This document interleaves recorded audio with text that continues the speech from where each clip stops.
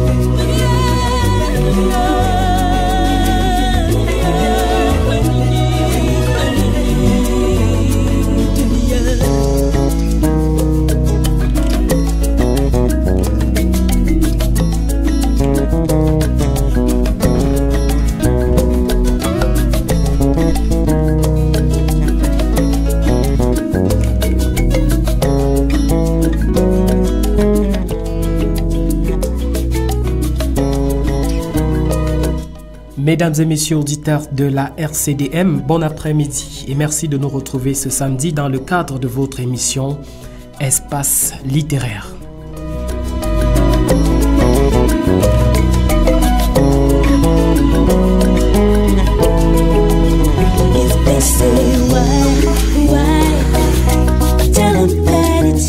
Espace littéraire, mesdames et messieurs, c'est lorsque la radio se transforme et s'immisce dans les lettres. Cet après-midi, comme vous pouvez le constater, nous allons analyser un tant soit peu les genres littéraires.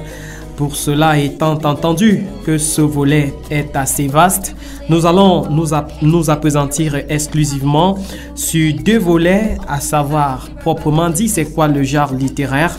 Et nous allons nous spécifier cet après-midi, n'est-ce pas, dans le cadre du roman, puisque c'est bien sûr un volet assez vaste. Ça va donc vous permettre là-bas à la maison, mesdames et messieurs, d'apprécier tout sur le genre littéraire et justement pour ce qui concerne le roman. Pour la grande et dynamique équipe qui nous accompagne cet après-midi, nous avons donc le frère Enem Aguergué qui bien sûr s'occupe de la supervision générale de ce programme. La coordination est assurée par Fachil Olivier Lamodjo. La mise en onde de cette émission cet après-midi, nous bénéficions donc de l'expertise de monsieur Louis Pasteur Info. À la présentation, je suis Fresnel Hardy Sengue, puisque nous sommes accompagnés avec notre invité habituel, notre consultant, le consultant de ce programme, le frère Enem Maguergué, qui est bien sûr écrivain, journaliste et même homme de Dieu. C'est celui-là même avec qui, mesdames et messieurs, là-bas à la maison, nous allons cheminer tout au long de ce programme. Mais pour vous permettre de vous asseoir très confortablement là-bas à la maison, nous allons souffler en musique en s'écoutant un peu d'Otto Marcelin et puis on se retrouve derrière.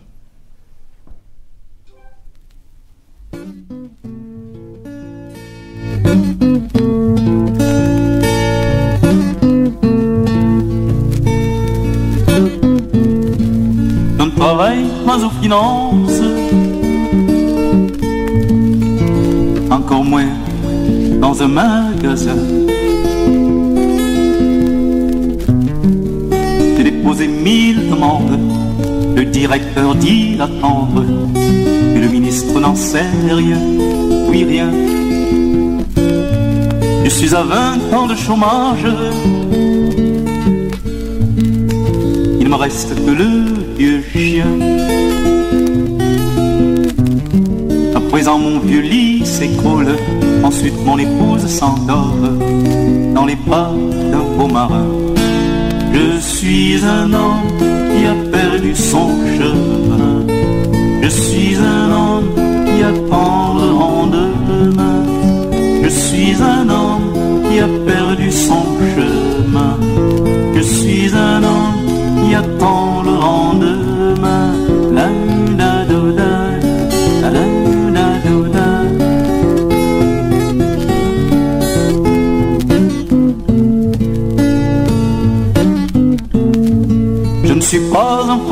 millionnaire, encore moins un homme d'affaires.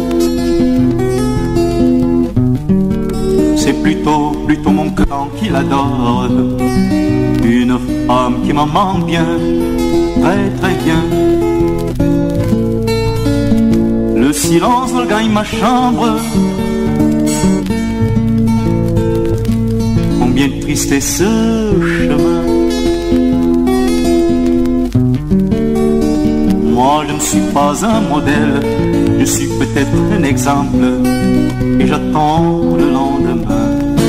Je suis un homme qui a perdu son chemin, je suis un homme qui attend le lendemain. Je suis un homme qui a perdu son chemin, je suis un homme qui attend le lendemain. La la la la la la la la. Alors, mesdames et messieurs, donc vous qui nous écoutez, voilà, de part et d'autre dans la cité capitale régionale du Sud.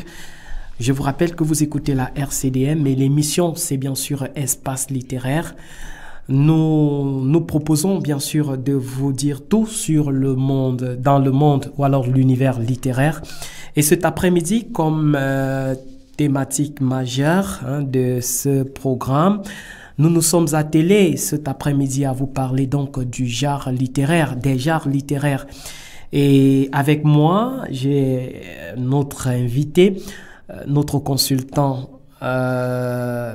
vaillant de ce programme, le frère Iné Maguergué, qui est écrivain et journaliste. Bon après-midi à vous, mon frère. Bon après-midi, Hardy, et bon après-midi à tous ceux qui nous écoutent. Alors, la semaine? Bon, ça va, la semaine est en train de se terminer avec ce haut et de bas, mais on est debout. Et je saisis l'occasion pour dire que l'espace littéraire est ouvert à tout le monde, aux enseignants et aux élèves, aux écrivains en herbe qui se rapprochent de la radio pour pouvoir s'approprier cet espace. Ce n'est pas seulement uniquement le consultant de la maison que tous les samedis on doit écouter, mais s'il y a des enseignants qui nous écoutent, c'est leur espace, qu'ils s'approchent de la radio. S'il y a aussi des élèves qui s'intéressent à l'écriture, qui viennent partager leur expérience avec les autres. Alors, mon frère, cet après-midi, nous parlons donc des genres littéraires. Et je tiens déjà à rappeler aux auditeurs que puisque le sujet étant assez vaste, cet après-midi, nous allons, n'est-ce pas, nous appesantir sur deux volets, à savoir la compréhension, alors la conception de ce qu'on entend par genre littéraire. Et bien sûr, nous allons prendre le cas spécifique du roman. Alors, comme question d'entame, mon frère, lorsqu'on parle de genre littéraire, c'est quoi le genre littéraire? Bon, avant de répondre à la question, je voulais situer les auditeurs. Il y a quelques semaines, nous avons fait une émission sur ce que c'est que la littérature de manière générale. Et nous avons essayé de voir comment est née la littérature. Et aujourd'hui, il est question de parler des genres littéraires et de manière spécifique le roman. Donc, le genre, l'expression genre littéraire, on peut définir comme une catégorie qui permet de rassembler les textes d'une même famille. Donc, chaque texte peut être associé à un genre littéraire et puis chaque genre littéraire a ses caractéristiques spécifiques et ses propres règles de fonctionnement. Donc on peut entendre par genre littéraire la catégorie dans laquelle on peut classer un texte littéraire. Voilà, la catégorie dans laquelle on peut placer donc un genre littéraire, un texte. Alors, mon frère, puisque on sait quand même que lorsqu'on parle des genres littéraires, il y a justement une querelle de genres littéraires que l'on peut dénombrer. Alors, quels sont les types de genres littéraires qu'on puisse avoir? Bon, il y en a plusieurs, on va essayer d'énumérer certains. Nous avons par exemple ce qu'on appelle l'album. Oui. Ça va paraître un peu bizarre, mais c'est un genre littéraire. Ou encore, on appelle ça le livre d'images, le livre en images. Et c'est un livre dans lequel on rassemble des images accompagnées de textes, mais qui sont séparés dans l'album. est un genre littéraire. Et nous avons aussi le roman, comme on va revenir sur le roman. Oui. C'est un genre habituellement défini comme un texte de fiction qui est relativement long et qui est écrit en prose et qui a sa façon de fonctionner, qui a ses normes. Et comme nous allons parler du roman aujourd'hui, je vais y revenir pour donner les caractéristiques du roman. Et même dans le roman, il y a encore le sous-genre de romans qu'on peut trouver. On peut trouver par exemple les romans d'aventure, les romans de science-fiction, il y a les romans policiers, il y a ainsi de suite. Et après, nous avons un autre genre qu'on appelle le documentaire, qui est aussi un genre littéraire, et qui est un peu plus difficile à définir. Tout à fait. Il peut aussi appartenir dans un autre corps de métier, par exemple le journalisme ou bien la télévision, le documentaire, qui est aussi un genre littéraire. Après, nous avons la bande dessinée, qui est un mode de narration spécifique. Il s'agit d'une succession d'images destinées à intriguer à l'intérieur des bulles, les paroles, les sentiments, les pensées des personnages. Qui s'apparente un peu à une pièce de théâtre, mais ce n'est pas une pièce de théâtre, c'est une bande dessinée. Je crois que chacun a lu une bande dessinée. Moi, je me rappelle la série de Tintin, les aventures de Tintin. C'est un genre littéraire qu'on peut classer parmi ce qu'on appelle les bandes dessinées. Et nous avons aussi, à notre époque, la série de Lucky Luke, avec les Dalton et tout ça, ça constitue ce qu'on appelle la bande dessinée. Après, nous avons un autre genre littéraire qu'on appelle la pièce de théâtre, dont le texte est un dialogue et il décrit certaines parties de la pièce. La pièce de théâtre est un texte notamment composé de paroles. Ça peut être des monologues ou bien ça peut être des dialogues entre les personnes, et la pièce de théâtre peut être jouée. Le théâtre, c'est un autre genre littéraire à part entière et que nous aurons l'occasion d'y revenir et de voir comment fonctionne ce genre littéraire. Après, nous avons ce qu'on appelle le conte qui est un récit de fiction, qui est généralement assez bref et qui relate au passé les péripéties vécues par un personnage dans un lieu déterminé. Et le conte aussi a ses caractéristiques. Vous avez les contes de La Fontaine Fable ou bien les contes d'Amadou Koumba. Donc ce sont le genre littéraire. Et il est utilisé à destin. On raconte une histoire fantastique. Et derrière cette histoire, il y a un message à véhiculer. Donc le conte relève un peu de ce qu'on peut appeler la littérature orale. En Afrique, nous avons des contes, des proverbes qui constituent ce qu'on appelle la littérature orale et qui ont leur manière de fonctionner. Nous avons aussi la légende qui s'apparente aussi un peu au conte, mais qui, contrairement au conte, se situe dans un lieu déterminé, qui raconte les merveilles ou bien les exploits d'un héros ou d'un personnage historique. Et ça aussi a destin à faire exalter les vertus ou bien les valeurs d'un personnage. Nous avons le mythe, qui est une histoire exemplaire qui se raconte depuis la nuit des temps, qui n'a pas d'auteur précis et qui explique pour un peuple donné les grandes énigmes du monde et le comportement humain. Donc le mythe est destiné, et c'est un récit un peu imaginaire dans un certain sens, et qui explique l'origine du monde ou bien l'origine d'un comportement donné. Par exemple, vous avez le mythe de la caverne de Platon dans le monde philosophique, et il y a aussi d'autres mythes. Nous avons la nouvelle. La nouvelle est, je peux dire, la petite sœur du roman, parce que la nouvelle est assez brève, mais elle fonctionne de la même manière que le roman. Et après, nous avons certains récits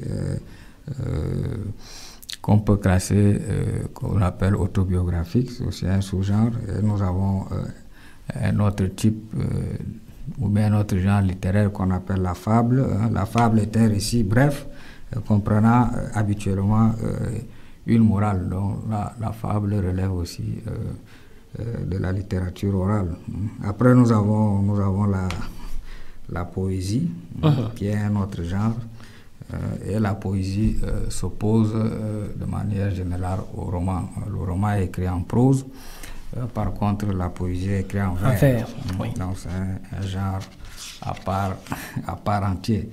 Donc voici un peu de manière ramassée les genres qu'on peut avoir dans le monde de la littérature. Donc pour récapituler, nous avons le roman, nous avons la nouvelle, nous avons la poésie, nous avons le conte, nous avons la fable, nous avons la légende, nous avons le théâtre, nous avons la bande dessinée et nous avons l'album. Donc tout ça, ce sont des sous-genres littéraires qui rentrent dans cette catégorie qui rassemble les textes de la même famille. Donc voilà ce qu'on peut dire des genres littéraires. Alors, mon frère, puisque vous êtes bien sûr notre consultant de cette émission, on parle aussi souvent du genre épistolaire. Oui, le genre épistolaire, c'est une forme de roman épistème épistolaire qui renvoie aux lettres.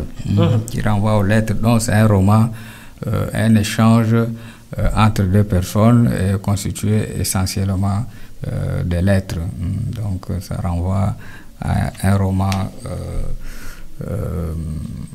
où à l'intérieur on trouve, ou bien c'est un ramassis des lettres qu'on publie. Donc dans l'histoire de la littérature, il y a eu des princes, puis des princesses. Quelquefois, ils n'ont pas le temps de se voir, donc on pouvait seulement échanger les sentiments à travers les lettres.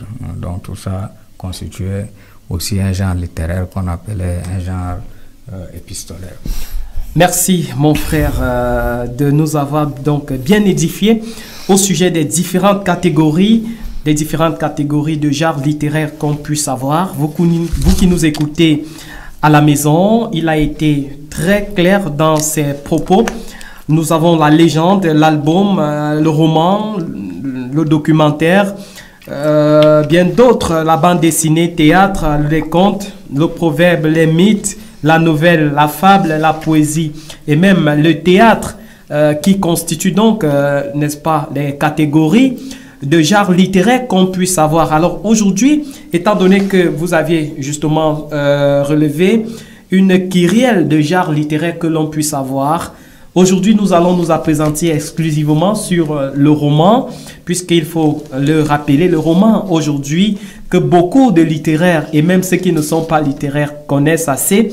Alors mon frère, la question que je m'en vais vous poser, puisqu'on parle justement du roman, le roman, dans son approche définitionnelle, comment est-ce qu'on peut le concevoir en littérature? Bon, le roman est une œuvre narrative en prose. C'est un récit d'imagination. Il est différent en cela de biographies ou bien des récits documentaires par rapport à d'autres fictions narratives. Le roman se distingue par sa longueur. On peut aussi l'opposer à la nouvelle et aussi par sa vraisemblance. Il se diffère sur ce point du compte. Et le genre romanesque est caractérisé par sa diversité, sa capacité à aborder tous les sujets. Il comprend les romans d'amour, le policier, historique, autobiographique, d'aventure, ainsi de suite.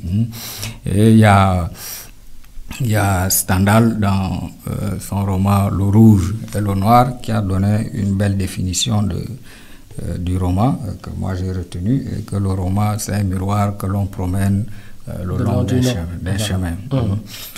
Pour dire ce que c'est que le roman. Ouais. Alors, qu'est-ce qui fait la particularité du roman comparativement à d'autres genres littéraires? Bon, nous avons dit, il y a d'abord sa longueur. Oui. Et il est écrit en prose.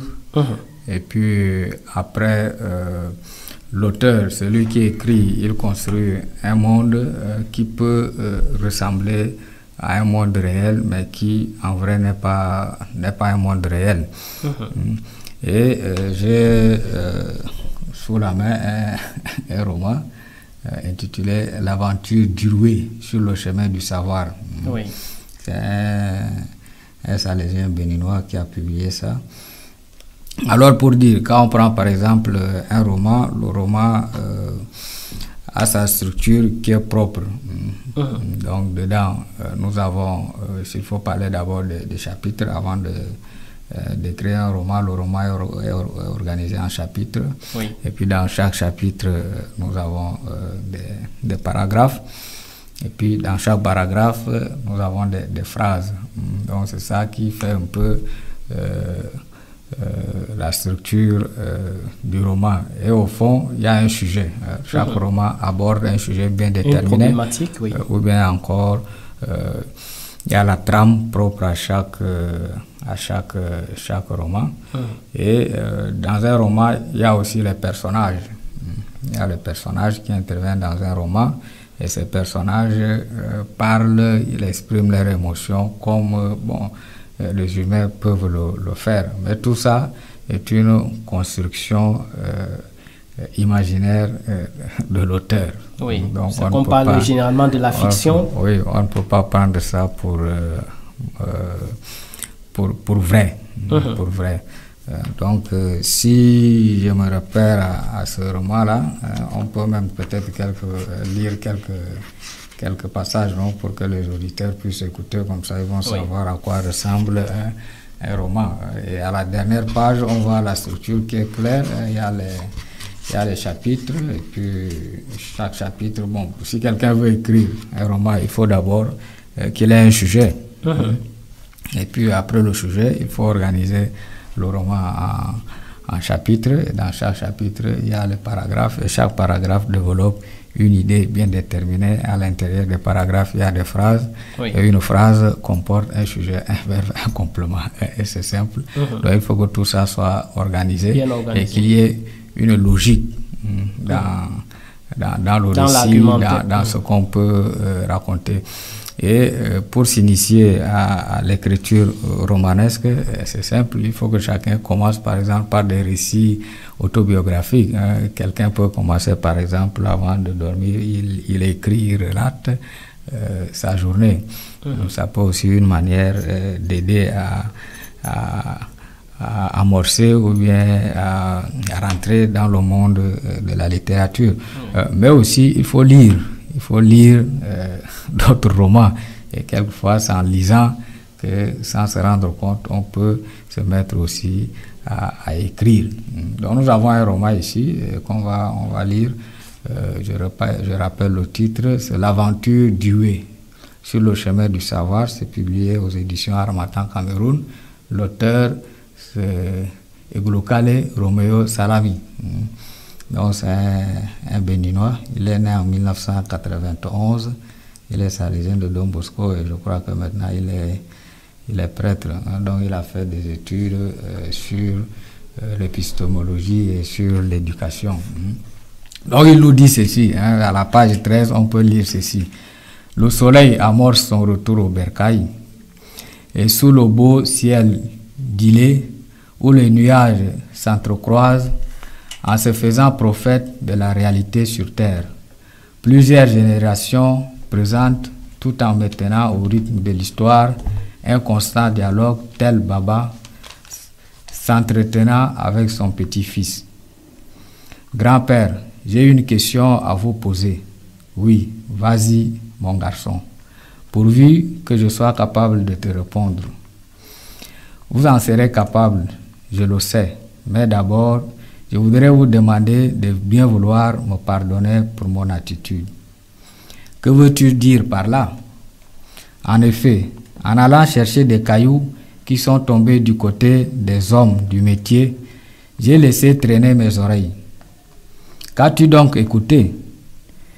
Je les ai entendus dire que nous avons le pouvoir de sortir d'un arbre une pirogue ou des morceaux de fer, des fusils. Est-ce vrai? Oui, il est vrai qu'un enfant doit grandir, mais il faut qu'il ne délaisse point l'enseignement qu'offre la tortue dans sa démarche. Merci, grand-père. Mon esprit s'attellera à ne rien oublier de vos propos. Donc, par exemple, ça, c'est ce qui est écrit, c'est la page qui ouvre ce roman, à la page 13. Donc, vous voyez que dedans, dans ce petit texte que nous avons lu, nous avons la présence du narrateur et nous avons la présence des personnes, des personnages qui rentrent en jeu. Nous avons le grand-père et nous avons le petit-fils. Donc, le récit est organisé sous forme de dialogue, un échange entre ces deux personnes. Donc, voilà, pour appuyer ce que nous avons dit par rapport à la définition du roman, par rapport à la structure et par rapport à la composition. C'est un exemple, c'est un bon roman. Et ce roman, quand on le lit, quand on arrive à la fin, on peut le classer dans la sous-catégorie de romans qu'on peut appeler roman d'apprentissage ou bien roman de formation. Alors, mon frère, restant toujours dans le monde romanesque, est-ce que tout écrit peut être considéré comme roman? De prime abord, non. Il faut qu'il réponde aux critères d'un roman. Nous avons dit quand le roman est assez long.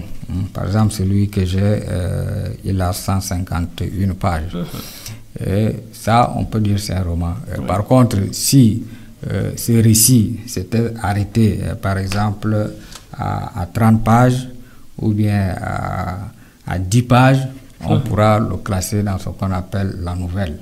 Donc, pour qu'un roman soit dit roman, il doit répondre aux critères d'un roman. Il faut qu'il y ait une trame ou un sujet. Il faut qu'il y ait les personnages. Il faut que ça soit organisé en chapitres. Et puis, donc voilà, à partir de là, on peut dire que c'est un roman. Et il faut que la longueur du texte soit conséquente. Par exemple, au-delà de 100 pages. Oui. Ça veut dire que pour qu'on parle d'un roman, il faudrait que le livre ait de 100 pages en montant. Bon, pas forcément seulement ça, parce que j'ai dit bon, c'est l'un des éléments parmi tant d'autres. Oui, des éléments ou bien des critères ou bien des caractéristiques d'un roman. Mais il doit tenir même compte de la définition que c'est un récit d'abord de fiction. C'est une narration. On écrit, on relate. Et dedans, on invente un monde qui peut être un monde fictif. Même si tous les éléments concourent à nous faire comprendre que c'est la réalité, mais en réalité, ce n'est pas la réalité. C'est un monde fabriqué par l'auteur, par celui qui écrit. Même comme il peut se servir de l'espace, des noms de certains personnages connus. Oui, c'est ça justement. Comme l'œuvre de André Bring, Une saison blanche et sèche. Oui, tout. Mais on ne peut pas... Bon, il y a une nuance, ou bien il y a une différence à faire. Parce que la tendance pour le lecteur, c'est de prendre pour vrai ce qui se déroule dans le roman. Or, ce n'est pas le cas. Même si l'histoire, en la lisant, a des références géographiques ou bien historiques, a des allusions sur telle ou telle personne physique qu'on peut voir, ce n'est pas de cette personne qu'il s'agit. Il s'agit d'une fiction pure et simple. Et là, il faut comprendre que par la définition basique, qu'un roman est une œuvre de fiction. Alors, mon frère, puisque on sait quand même que la personne qui confectionne le roman est un romancier. Comment est-ce que le romancier doit se comporter pour justement mieux étaler son œuvre de l'esprit? J'avais dit, en parlant de la définition du roman, que Stendhal a dit qu'un roman, c'est un miroir que l'on promène tout au long du chemin. Oui. Donc c'est une métaphore, la métaphore du miroir. Le miroir fait quoi? Il renvoie notre propre image, il renvoie notre reflet. Oui. Et donc le roman renvoie à la société ce que c'est que la société. Donc pour répondre à ta question, un écrivain ou un romancier, c'est une personne comme toutes les autres personnes.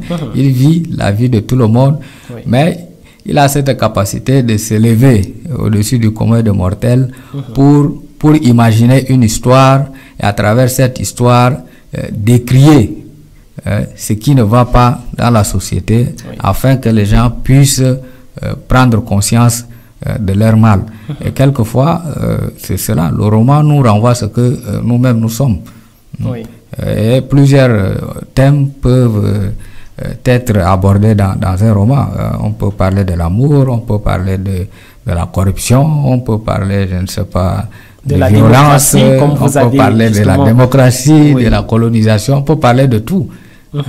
Pour dire à la société que voilà comment vous vivez. Et donc il est important de lire les œuvres littéraires. La dernière fois j'avais chuté en disant que la littérature est utile à la société. Donc je crois que si nous ne lisons pas, quelquefois on ne peut pas se rendre compte de ce qui se passe autour de nous. Donc l'écrivain est celui-là qui est attentif à la société. Il vit ce que le commun de mortels vit et après il ressuscitera à la société. Donc un roman est vraiment un miroir qui nous renvoie notre image de ce que nous sommes. Alors mon frère, si je m'en tiens justement à vos propos de tout à l'heure, vos propos qui nous permettent justement, qui me permettent de prendre la parole, et quand je me réfère aux propos liminaires, vous aviez dit que le roman est pur et simple une fiction. Et là, on voit quand même, on se rend quand même compte que le miroir ne peut que refléter de manière fidèle ce que vous êtes. N'est-ce pas quand même à reconnaître au roman, n'est-ce pas, une certaine réalité par rapport à certains sujets qu'il développe, puisqu'on sait quand même que l'auteur ou alors le romancier vit quelque part et c'est peut-être dans ce milieu aussi qu'il peut tirer son inspiration. Oui, mais c'est pour éviter l'amalgame et pour éviter certains problèmes, je crois que quand on parle de la définition d'une chose, on doit s'en tenir à cette définition et ça ne nous permet pas de nous perdre. Et moi, je continue à le redire et je vais dire la même chose. Moi, je suis en train d'écrire, donc un jour, quelqu'un ne peut pas dire que ce que j'écris, c'est ma vie, sauf si c'est un récit autobiographique. Donc, si nous prenons, par exemple, le roman, nous avons dit qu'il y a les sous-genres. Et dans le sous-genre de roman, il y a des récits autobiographiques. Alors, si quelqu'un décide de raconter à la première personne du singulier je sa vie, là, bon, on peut dire que c'est de la réalité. Une partie de la réalité, parce que je dis toujours que un auteur ou bien un autobiographe, il ne peut pas restituer textuellement sa vie telle qu'elle est. Il ne peut pas se peindre, je ne sais pas, il ne faut pas se dénuder devant le lecteur.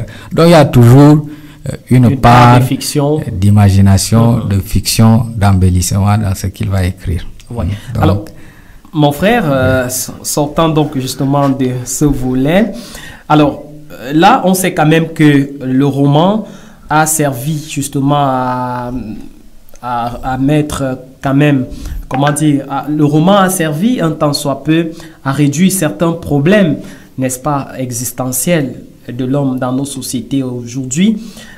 À l'époque, on parlait, n'est-ce pas, de l'apartheid en Afrique du Sud, avec l'œuvre, par exemple, de André Bring, dans son titre, dans son œuvre Une saison blanche et sèche, il a dénoncé et bien proposé certaines solutions. Si on fait encore une fois de plus, n'est-ce pas, référence à un autre roman qui parlait justement du dernier jour d'un condamné, je pense que c'est l'œuvre d'Aimé Césaire. Voilà, on se rend de plus en plus quand même compte que le rôle que joue le roman au sein de la société est prépondérant. Alors, vous qui êtes justement écrivain, quelles sont les fonctions majeures que peuvent jouer les romans dans la société? Bon, je peux résumer la fonction, les fonctions, si on peut dire, du roman à deux. Il y a des romans qu'on écrit, qu'on peut dire que sont des romans engagés. Oui. Engagés, ça veut dire que on dénonce de manière sans vergogne ce qui se passe dans la société. On prend parti. On prend parti. Donc, dans ce sens, le roman a une fonction dénonciatrice, oui. une fonction, je peux dire même didactique. Critique, didactique dans le sens où, par exemple, si nous prenons les romans d'apprentissage ou bien le roman de formation, justement, ils remplissent cette fonction didactique-là, oui. qui a pour but de transmettre un savoir, de transmettre des leçons. Oui. Comme par exemple oui. Balafon oui. de Angèle Benvin, de prêtre jésuite. Oui. Maintenant, une autre fonction du roman, c'est la fonction qu'on peut dire ludique, oui. qui permet de distraire, de sortir un peu du monde et d'être dans un monde un peu imaginaire, et ça relaxe l'esprit, ça permet de fuir, de s'échapper de la réalité, des problèmes auxquels on est confronté. Oui. Donc ça, ce sont les deux catégories de fonctions du roman qu'on peut avoir, et maintenant dans chaque catégorie, il peut avoir d'autres fonctions, justement liées aussi à chaque genre. Chaque genre. Alors, mon frère, lorsqu'on considère justement le roman comme un art, et qu'on sait que l'art est un jeu, et justement, entre vous les écrivains, il y a justement eu des confrontations au sujet de la conception majeure que l'on doit faire justement du roman. Il y en a justement certains écrivains qui se sont, placés sous la fonction engagée dont vous avez fait mention tout à l'heure. Et bien sûr, d'autres comme Théophile Gautier qui le disait, je le cite, il n'y a de vraiment beau que ce qui ne peut servir à rien, tout ce qui est utile est laid, pour dire que le romancier doit exclusivement, n'est-ce pas, se placer pour traduire le beau ou alors recréer son lectorat. Alors vous qui êtes justement aussi écrivain, quelle est peut-être votre position par rapport à cet état de choses, par rapport à ce débat? Bon, tout dépend de l'inspiration. En fait, tout dépend de l'inspiration. Donc, l'écrivain, le poète, l'artiste, il agit sous l'influence de l'inspiration. Donc, maintenant, après, ce qu'on les appelle les critiques littéraires ou bien les critiques de l'art, et ils cherchent à comprendre, à savoir ce que l'auteur lui-même, en écrivant, n'a pas voulu, lui-même il ne se rendait pas compte. Oui. Donc pour dire, il m'arrive des moments où j'écris des choses qui relèvent purement qui est pour distraire. Quelquefois, il m'arrive d'écrire des choses pour faire prendre conscience et pour amener à un changement. C'est pour ça que j'ai commencé par ce qu'on appelle un autre genre qu'on appelle les essais, oui. Qui est être attentif à ce qui se passe dans la société et écrire et choisir des thèmes qui posent problème, et à travers ça faire des recherches, faire des analyses et proposer des solutions pour que ce thème soit résolu. Donc, moi, je peux dire que ça dépend du moment T de mon inspiration. Donc, il y a des moments où j'écris pour faire prendre conscience.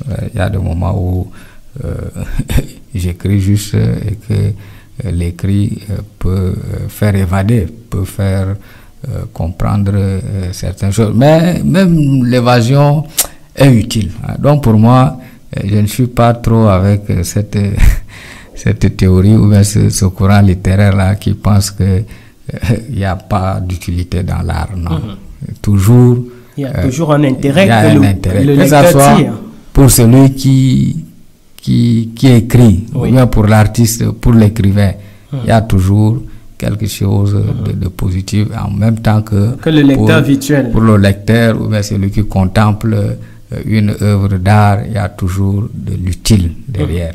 Donc, moi, je ne partage pas. Alors mon frère, nous allons quand même un temps soit peu rester sur la fonction ou alors le rôle engagé de la littérature. Peut-être que lors de nos dernières émissions, notre dernière production, j'ai quand même eu à vous poser cette question. Vous aviez dit que le rôle engagé ici, l'auteur se donne pour mission de dénoncer, d'éduquer et parfois même, n'est-ce pas, de proposer certaines solutions par rapport aux problèmes dont fait face la société. Alors, pour contextualiser bien sûr cet engagement dans le contexte africain, pensez-vous réellement aujourd'hui que le roman soit justement, soit ce remède qui peut justement résoudre aux problèmes existentiels dont font face les Africains aujourd'hui? Je vais parler par là, comme si peut-être je reviens dans votre roman, de la dénonciation de la démocratie dont vous avez fait mention, pour dire que la démocratie, d'après vous, est encore sous, n'est-ce pas, son premier sens, et puis vous avez même considéré que la démocratie africaine est encore bananière. Alors, pour vous, est-ce que vous pensez, en tant que littéraire, que la littérature soit justement un remède qui peut permettre à ce que certains problèmes soient résolus dans le contexte africain? Bon, si on se place dans le contexte africain, c'est vrai que dans beaucoup de pays, les gens ne savent pas lire. Alors, le roman ne peut pas atteindre la couche sociale la plus, la plus défavorisée. C'est pour ça que l'écrivain lui-même doit être à mesure de rejoindre les gens dans leur vécu, de rejoindre. Normalement, un écrivain est un intellectuel.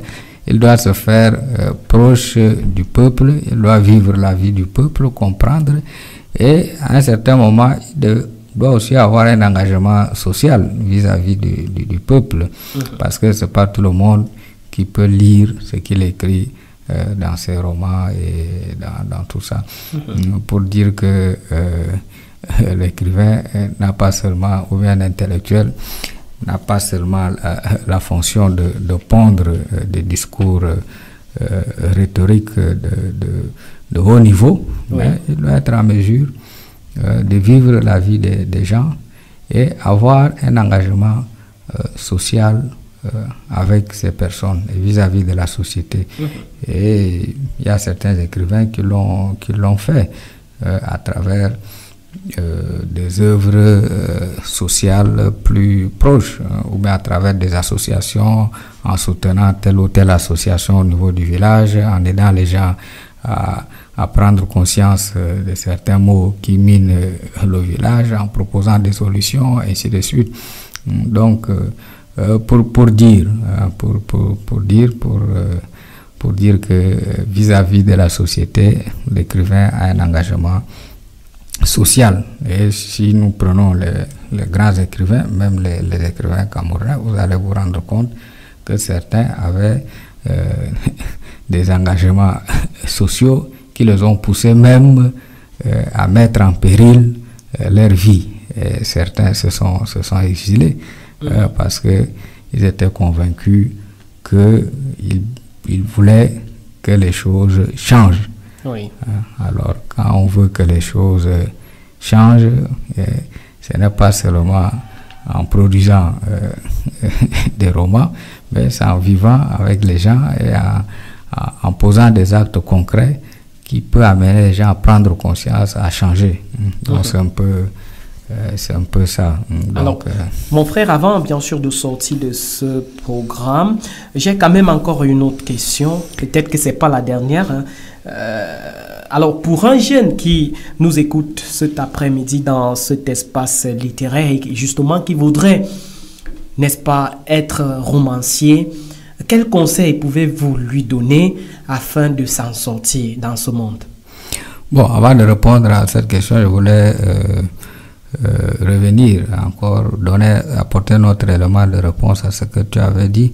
C'est vrai qu'aujourd'hui, avec ce qu'on appelle les technologies de l'information et de communication, c'est aussi à l'écrivain de savoir adapter le roman à ces nouveaux supports pour que cela puisse aussi atteindre les jeunes, les jeunes d'aujourd'hui, qu'on dit les jeunes Android, parce qu'ils ont les téléphones, parce qu'ils ont ceci, ils ont cela, et il faut que le roman s'adapte aussi à ces supports.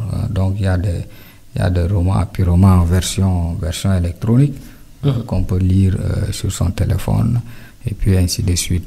Et maintenant, pour le jeune qui veut être romancier, quel conseil lui donner?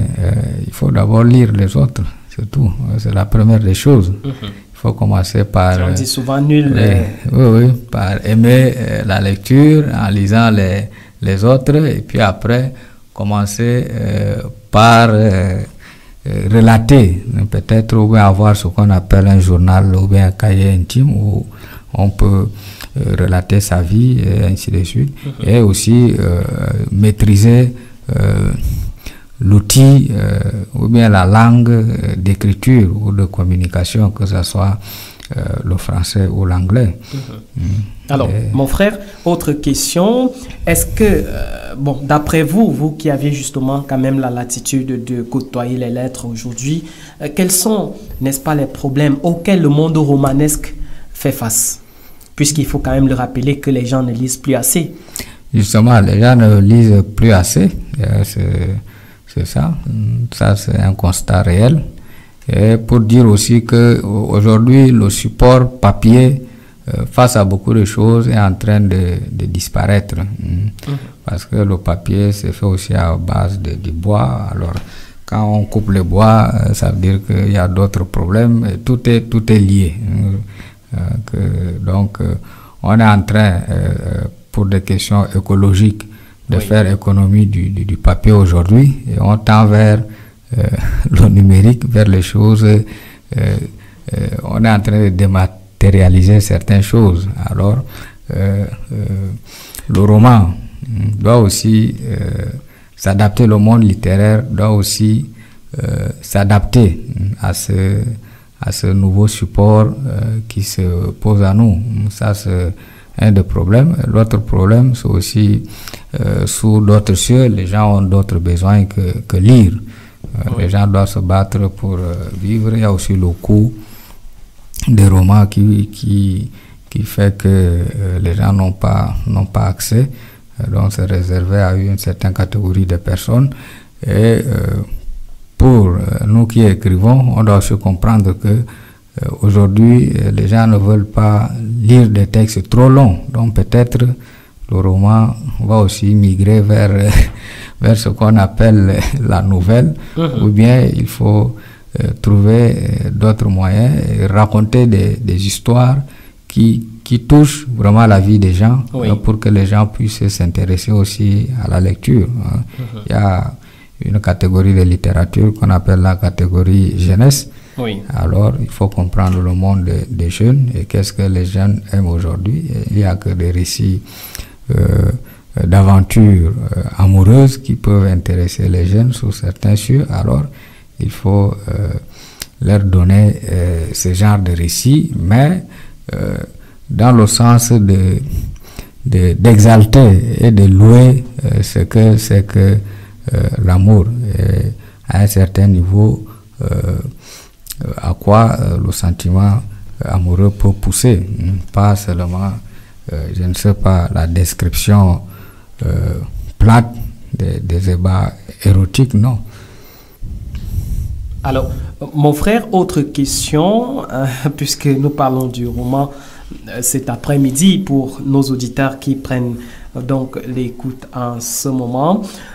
Si tel est vrai, justement aujourd'hui que le roman, n'est-ce pas, les gens ne lisent plus assez, n'est-ce pas justement important de recontextualiser l'époque et bien sûr essayer un peu de réduire, comme vous l'avez si bien mentionné, qu'aujourd'hui les longs textes n'intéressent plus les gens.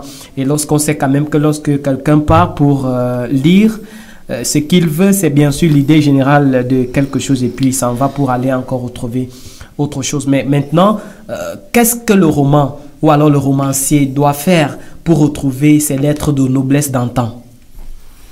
Il faut adapter tout simplement le roman au support actuel. Ça, c'est une des choses.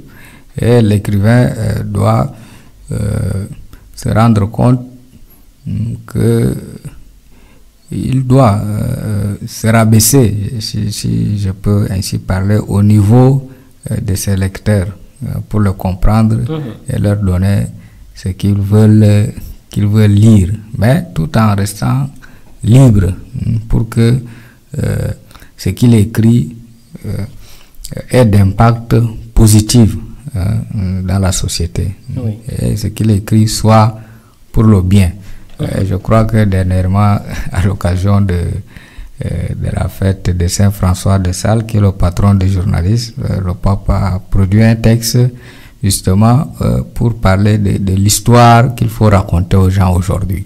Oui. Donc il faut raconter des histoires vraies, même si ce ne sont pas des histoires complètement vraies, des histoires qui touchent les gens, dans un langage simple, dans un langage compréhensible par tous.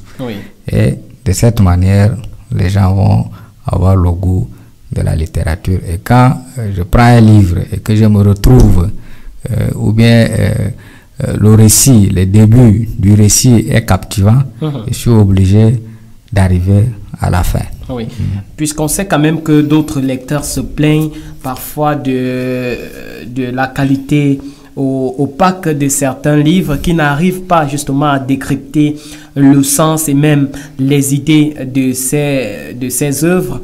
Vous qui êtes littéraire, comment doit se présenter un bon livre afin d'attirer encore une fois de plus la convoitise de ces éventuels lecteurs? Avant d'écrire, il faut se demander à qui j'écris. Oui. Si je veux écrire aux intellectuels, j'adapte mon écriture aux intellectuels. Si je veux écrire aux philosophes qui sont censés décrypter un langage hermétique, ou bien un langage fermé, un langage voilé, bon, j'écris à ces gens. Si je dois écrire aux jeunes, nous qui sommes tous les temps avec les jeunes, je dois utiliser le langage des jeunes. Et je me rappelle, je ne me souviens plus du titre d'un récit, d'un roman que j'ai lu d'un jeune Gabonais, mais quand il a écrit et justement, il a écrit dans un langage pour les jeunes. Il a utilisé le langage des jeunes et c'est facilement lisible et on peut facilement transmettre les valeurs à travers ce langage. Donc, celui qui écrit, ça dépend de à qui il écrit, c'est ça. Juste. Alors, mon frère, de manière grosso modo, qu'est-ce qu'on doit donc retenir du roman, du romancier et de tous ceux qui nous ont écoutés, n'est-ce pas, cet après-midi au sujet, n'est-ce pas, de la conception du genre littéraire qui est le roman? Bon, s'il faut nous résumer, nous avons parlé aujourd'hui du genre littéraire et nous avons dit que c'est une catégorie dans laquelle on peut classer les textes de même famille et nous avons cité ces catégories et nous sommes arrêtés sur le roman pour dire que par définition le roman est un texte écrit en prose que c'est un texte qui relève de la fiction. Oui. Et dans cette fiction, l'auteur organise le monde. Il fait vivre les personnages avec leurs sentiments, avec leurs joies, leurs peines, et tout ça pour, en trame de fond, véhiculer un message à la fin. Et chaque roman a un thème bien déterminé, un message que l'auteur véhicule. Donc c'est ce que nous pouvons retenir du roman, et nous pouvons dire que le roman peut avoir deux fonctions fondamentales. Celle de distraire, d'évader, de plonger le lecteur dans un univers fantasmagorique, et l'autre fonction est de dénoncer à travers une histoire inventée, dénoncer les tares de la société, montrer à la société ce qu'elle vit. Donc à un certain moment, le roman est comme le romancier peut aussi être un prophète, même s'il se plonge dans un monde futuriste. Oui, comme Angèle Benvin, qui dans son ouvrage Balafon, n'est-ce pas, exhortait déjà ses amis de l'Occident, Confucius et Roland Roger Moctezuma, à une fraternité universelle. Je pense quand même qu'à ce niveau, on peut concevoir, n'est-ce pas, l'écrivain ou alors le romancier comme étant un prophète. Infiniment merci, mon frère. Nous sommes arrivés donc au terme de ce programme d'espace littéraire cet après-midi, qui était donc axé sur le genre littéraire et particulièrement du roman. Mesdames et messieurs, vous avez donc bénéficié, n'est-ce pas, de l'expertise de notre consultant, le frère Inem Maguerke, qui justement nous a permis de mieux déguster, n'est-ce pas, ce genre littéraire qui est le roman. À la présentation, j'étais Fresnel Hardy Sengue. La mise en onde et la réalisation de ce programme était assurée par Louis Pasteur Info. Mesdames et messieurs de la RCDM, restez connectés au programme qui se poursuivent tout à l'heure avec, bien sûr, Juvénile, une présentation de Lynn Sarah Daniel. Quant à moi, je vous dis au revoir et surtout à samedi prochain.